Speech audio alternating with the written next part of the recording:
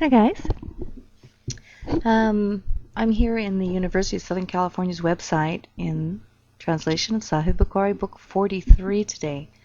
And I want to speak about the adultery of Muhammad from this hadith. We all talk about the sins of Muhammad and the fact that he broke most all of God's holy 10 commandments. And one of them is adultery. The story goes that Hafsa entered into her bedroom and found Muhammad on the bed with Mary the Copt, Christian.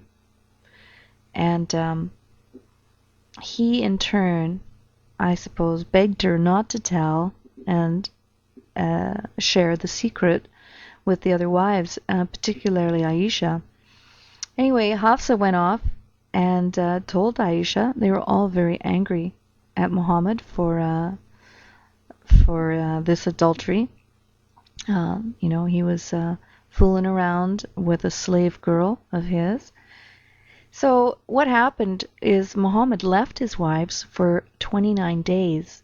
He took himself out of their eyesight, and I would suggest that he did that out of embarrassment, humiliation, and the fact that he was caught with his hand in the cookie jar, so to say. But let's read the hadith and we'll see how it goes. Here, let me see. I gotta bring it in. It's number 648. Okay. So, hold on. Move this over. There we go. Okay. So, it's volume 3, book 43, number 648, and narrated Abdullah bin Abbas. And it says here, I'd been eager to ask Omar about the two ladies from among the wives of the Prophet, regarding whom Allah said in the Quran, saying, if you two, meaning wives of the Prophet, namely Aisha and Hafsa, turn in repentance to Allah, your hearts are indeed so inclined. And this is Surah 66, Ayah 4. So, the question is given to Omar from Abdullah about this escapade that happened. Anyway, the hadith is fairly long. It gets kind of sidetracked into other things, such as Abdullah giving water to Omar because they went to the bathroom together, and then him actually asking the question here.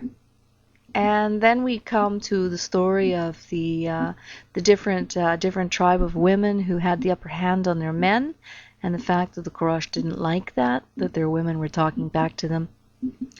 And then they speak about possible invasions, and the guy waking up in the middle of the night to hear the rumor that Muhammad has divorced his wives. Then the hadith goes on to speak about how they tried to enter into the Prophet's room. They sent a slave up to ask permission to enter, and they were always refused, several times, blah, blah, blah, it goes on. And finally, Omar gets to get up into the Prophet's room and have a little one-on-one with Muhammad, has a little story talking about other things, possessions and whatnot. And then we read here, where Omar says he asked the Prophet for forgiveness for him. And then he says, the Prophet did not go to his wives because of the secret which Hafsa had disclosed to Aisha. And he said that he would not go to his wives for 1 month, as he was angry with them. Look at that. When Allah admonished him, look at this, for his oath that he would not approach Mariyah.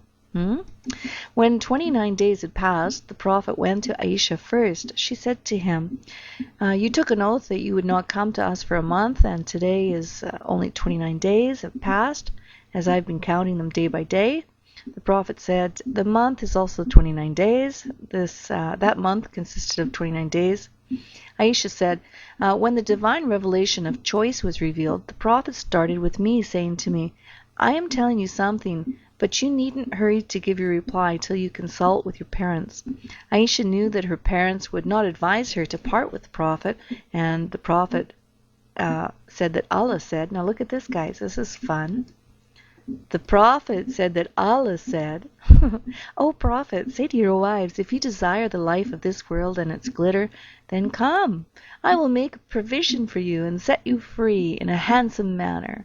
But if you seek Allah and His Apostle and the home of the hereafter, then verily Allah has prepared for the good doers amongst you a great reward. 33:28 of the Quran. Aisha said, Am I to consult my parents about this? I indeed prefer Allah, His Apostle, and the home of the hereafter. After that, the Prophet gave the choice to his other wives, and they also gave the same reply as Aisha did. Now, guys, I don't know. It appears to me here that Mohamed, he stayed away from his wives for 29 days out of shame and being humiliated at being caught in sin. And during those 29 days, he thought up a good plan so that he could make things right again.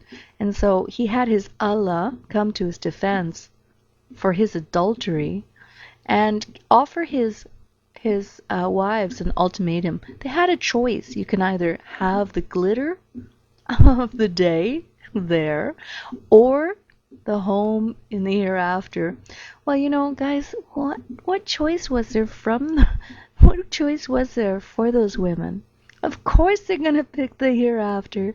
Anyway, Muhammad, he's a smart man. He found a good way to get himself out of trouble, and he had his Lord defend him. Now, we know that adultery is a crime of God. God said in the Holy Bible, you shall not commit adultery, right? So how could Muhammad be a true prophet of God if he goes against what God says in his laws? It just doesn't make sense. Jesus went on and illuminated the law of you shall not commit adultery, because Jesus said, you have heard that it was said, you shall not commit adultery. But I say to you that anyone who looks at a woman with lust has already committed adultery with her in his heart. Muhammad was a very lustful man, and his sins are so numerous in regards to women, slave girls, and his heart. The adultery he committed in his heart. He committed adultery in his heart in other hadiths. We can maybe look at that later. So I think that Muslims they really need to cross-examine the hadiths that are hidden from them from their mosques. I'm sure that the mosques don't teach them this. Anyway, that's it. So God bless you all, and talk to you later.